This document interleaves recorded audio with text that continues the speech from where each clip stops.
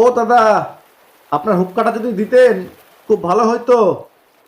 ঠান্ডা ঠান্ডা লাগতাছে, হুক্কায় দুটা টান দিলে শরীরটা একটু গরম হইতো। দিবেন না একটু হুক্কাটা? ঠিক তক্ষুনি এই কথা শোনা মাত্র অসম্ভব রকম জোরে ধমক দিয়ে ওঠে সেই ছায়ামূর্তি। এতটা জোরে ধমক দিয়েছিল যার কারণে মৃত্যুর আগে পর্যন্ত আমার জেঠু কানে কম শুনত। আজকের এই ভয়ঙ্কর সত্যি ভৌতিক ঘটনাটি পাঠিয়েছেন বাংলাদেশের ঢাকা থেকে নারায়ণ তরফদার। গত এপিসোডেও নারায়ণবাবুর পাঠানো একটি ঘটনা আপনাদের পড়ে শুনিয়েছি।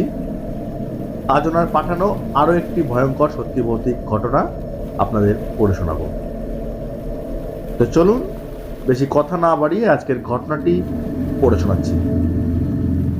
নারায়ণবাবু যেভাবে আমাদের ঘটনাটি পাঠিয়েছেন সেভাবেই পড়ে শোনাচ্ছি। মানিকগঞ্জের হেলাচিয়া গ্রামে আমার এক জেঠুর সাথে ঘটেছিল আরও একটি ভৌতিক ঘটনা। ঘটনাটি জেঠুর থেকেই শুনেছিলাম আর বিশ্বাস করতে বাধ্যও হয়েছিলাম তার মুখে ঘটনাটি শোনার পরে। আমার যিনি ঠাকুরদাদা, ওনারা ছিলেন 3 ভাই।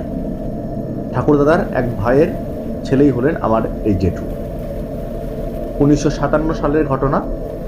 সব শরিকরা একই গ্রামে থাকতাম। তখনকার দিনে সত্যি বলতে সবাইকে একটু টানাটানির মধ্যে দিয়েই চলতে হতো।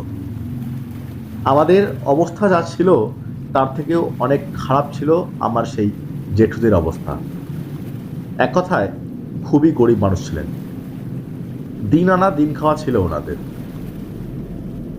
আমার এই জেঠুর মাছ ধরার দারুণ নেশা ছিল।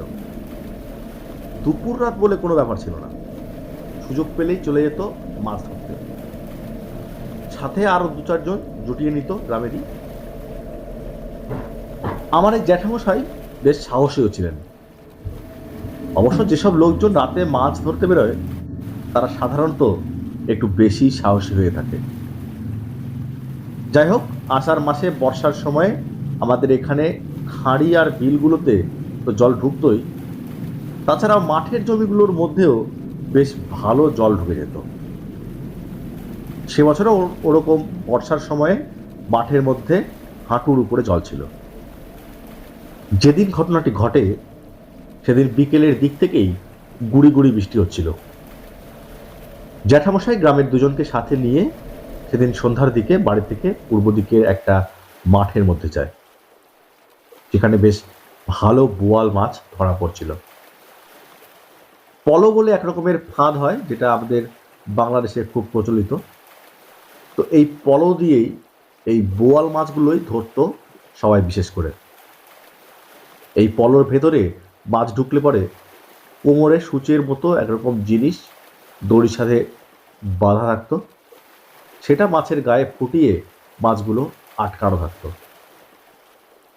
যাই হোক, জ্যাঠামশাই অনেক সময় ধরে এক জায়গায় চুপ করে দাঁড়িয়ে থেকে মাছের গতিবিধি লক্ষ্য করছিল, কিন্তু কোনো মাছ তার নজরে আসে না। ঘন্টা 3 পার হয়ে গেলেও একে গুড়ি গুড়ি বৃষ্টি পড়ছে, শীত লাগছে, তার মধ্যে অমাবস্যার সমসাময়িক ঘটনা।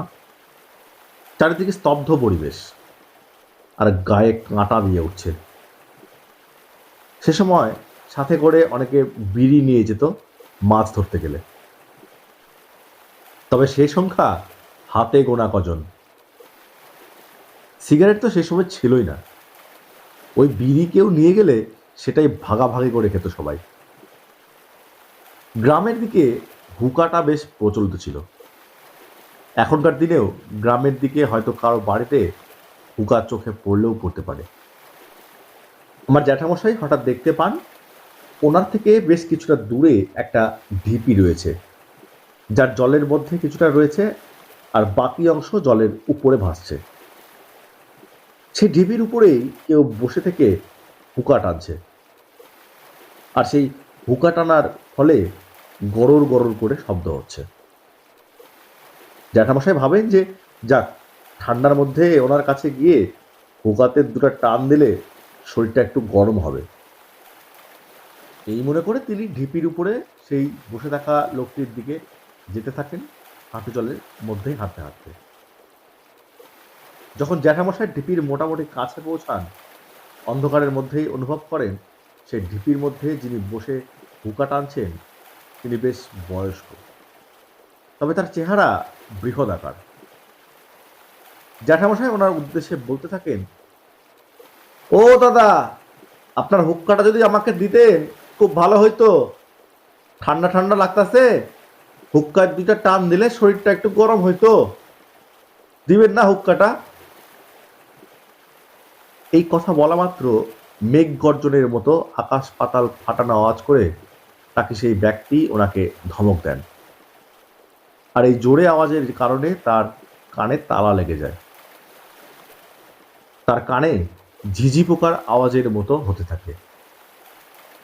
এছাড়া তার অন্য কোনো আওয়াজ কানে প্রবেশ করছিল না। হঠাৎ জ্যাঠামশাই খেয়াল করেন ঢিপির উপরে এতক্ষণ কাউকে যে সে বসে হুকা টানতে দেখছিল সেখানে তখন আর কেউ নেই। এমনকি চারিদিকে তাকিয়েও কাউকে লক্ষ্য করতে পারেননি তিনি। এই ঘটনা হওয়ার কারণে জ্যাঠামশাই ভয়ানক ভয় পায়। জ্যাঠামশাইয়ের সাথে যারা মাছ ধরতে গেছিল তারা জ্যাঠামশাইয়ের থেকে উত্তরের দিকে কিছুটা দূরেই মাছ ধরছিল। জ্যাঠামশাই ওনাদের কাছে যান, গিয়ে ওনাদের সেই উঁচু ঢিপিটার দিকে নির্দেশ করে বলে যে সেখানে অনেক বড় বড় মাছ আছে, তারা যেন সেখানে মাছ ধরতে যায় তার সাথে। জ্যাঠামশাইয়ের মুখে এই কথা শুনে তারা কিছু মনে মনে কিছু একটা সন্দেহ করে, কারণ কোনো মানুষ চাইবে না যেখানে সে অনেক আর বড় মাছ দেখেছে সেখানে সে নিজে সেগুলো সব পাওয়ার আকাঙ্ক্ষা না রেখে অন্য কাউকে তার মধ্যে ভাগ বসাতে দেবে।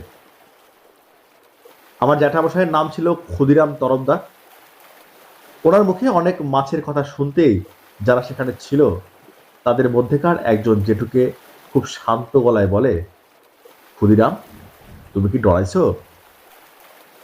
কোনো ভয়ানক কিছু দেখছাও নাকি?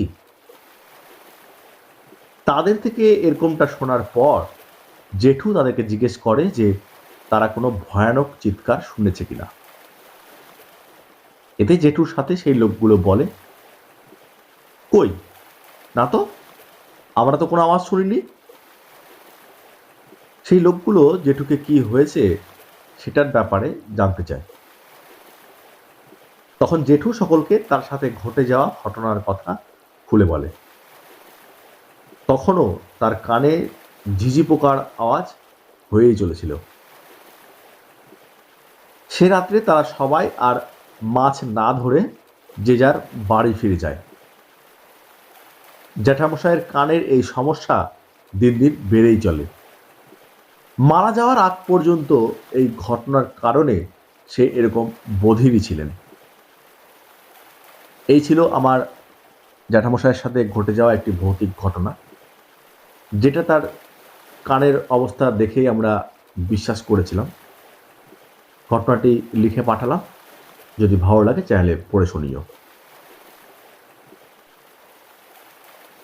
অনেক ধন্যবাদ আপনাকে নারায়ণবাবু আমাদের চ্যানেলের তরফ থেকে আপনার পাঠানো এই ঘটনাটির জন্য। তো শ্রোতা বন্ধুগণ, আপনারা ঘটনাটি শুনলেন, ঘটনাটি কেমন লাগলো কমেন্ট বক্সে কমেন্ট করে জানান। যদি ভালো লাগে তাহলে একটা লাইক করে দিন। আর যারা যারা ঘটনাটি শুনলেন আপনারা যদি চ্যানেলটি সাবস্ক্রাইব না করে থাকেন চ্যানেলটি সাবস্ক্রাইব করে দিয়ে পাশে থাকা বেল আইকনটিকে টাচ করে নোটিফিকেশন অন করে রাখুন। এতে করে প্রত্যেক শনি ও মঙ্গলবারে আমরা ঘটনা আপলোডের সাথে সাথে সেই ঘটনাগুলো আপনাদের কাছে পৌঁছবে। তো আপনারা যারা শুনলেন, আপনাদের যদি এরকম কোনো ঘটনা হয়ে থাকে, মানে আপনাদের সাথে ঘটে থাকে বা এরকম কোনো ঘটনা আপনারা শুনে থাকেন, তাহলে সে সমস্ত ঘটনাগুলো আমাদেরকে কিন্তু জানাতে পারেন আমাদের চ্যানেলের ইমেল আইডিতে ইমেল করে। এছাড়া আপনারা যদি আমাদের সঙ্গে কথা বলে আপনার ঘটনাটি শোনাতে চান তাহলে আপনারা আমাদের সঙ্গে যোগাযোগ করুন আমাদের ইনস্টাগ্রাম অ্যাকাউন্টে। আমাদের ইনস্টাগ্রাম অ্যাকাউন্ট হলো শুভ1694, এছাড়া অমৃতা সরকার 4540।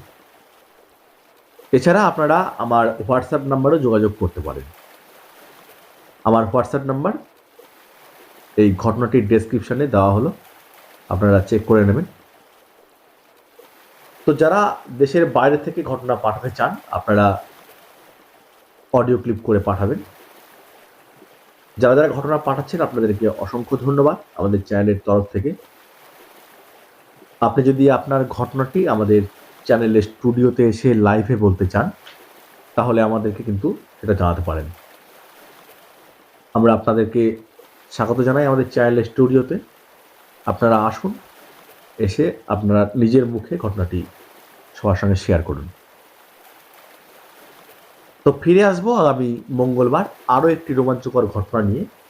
ততক্ষণ পর্যন্ত সবাই ভালো থাকবেন, সুস্থ থাকবেন। শুভরাত্রি।